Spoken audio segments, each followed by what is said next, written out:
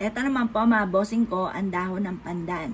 Ang dahon ng pandan mga bossing ko ay inilalagay sa pagkain para bumango at mas sumarap mga bossing.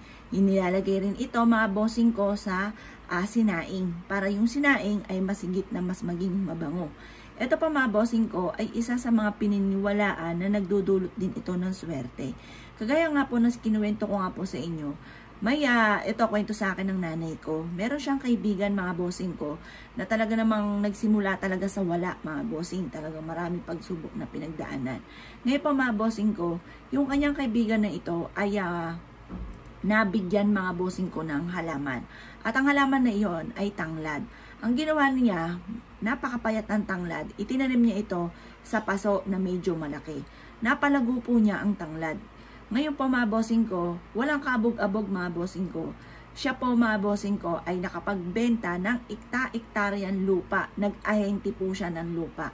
Ngayon mga bossing ko, ubod ng yaman ang taong ito. Talaga namang pinaniwalaan po niya mga bossing ko na nagpayaman sa kanya bukod sa kanyang pagiging masipag at madiskarte ay ang tanglad. Ngayon po mga bossing ko, mainam na kayo po ay magtanim ng halaman na tanglad sa harapan ng inyong tahanan at kapag napalago nyo ito, pwede nyo ring magpasok po kayo ng tanglad sa may loob ng inyong tahanan or ng inyong negosyo. Ako pa mga bossing ko yung napakaraming tanglad. Sa panahon ngayon mga bossing ko, ubusan po ito, bihirang-bihira po kayo na makakita nito. Kapag nagkaroon ka ng tanglad, alagaan nyo yung mabuti at yan po yung magdudulot sa inyo ng swerte. Ang halimuliyak ng tanglad mga bossing ko ay nagtatawag ng swerte ng masaganang pamumuhay.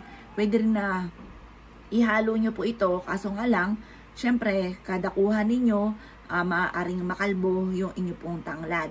Mainam po kasi na malago po ang tanglad at yan po ay alagaan nyo mabuti at ilagay nyo sa gilid ng pintuan ng inyong main door or kaya ay sa loob ng inyong tahanan or kaya po ay sa harapan ng inyong tahanan. Ang dulot nito ay napakaswerte. Ngayon pa mga bossing, kung isa ka sa mga naniwala at naisyo po itong gawin, huwag na po kayong magpatumpik-tumpik pa. Makakatulong po ang ating tanglad para masigit ka na maka-attract ng swerte.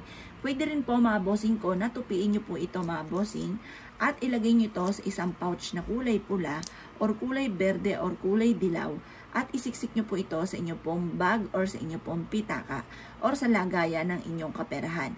Magdudulot po ang dahon na ito ng panghatak ng swerte. Ang aroma po niya, ang amoy po niya ay magtatawag ng swerte at nagtataboy din ng mga kamalasan. Kung mapapansin nyo mga bossing ko, tulis ang pinakadulo nito. Ang dulo niyan mga bossing ko inihahalin tulad sa isang espada na nakikipaglaban sa hamon ng buhay. Mainam na meron kayong ganito, lalo na ang dahon ng tanglad dahil ito po ay napakabango at makakatulong po ito upang sa ganon masigit ka na swertihin lalo na sa pera. Kung ikaw ay naniniwala at naisyo po itong gawin, mainam na subukan niyo po ito at mag-wish ka na mula sa inyong pong puso, temtim na panalangin at walang imposible at makakamtan niyo po yan. Kaya kung ikaw ay naniniwala at naisyo po itong gawin, ay siya mga boss. Good luck po sa inyo po lahat!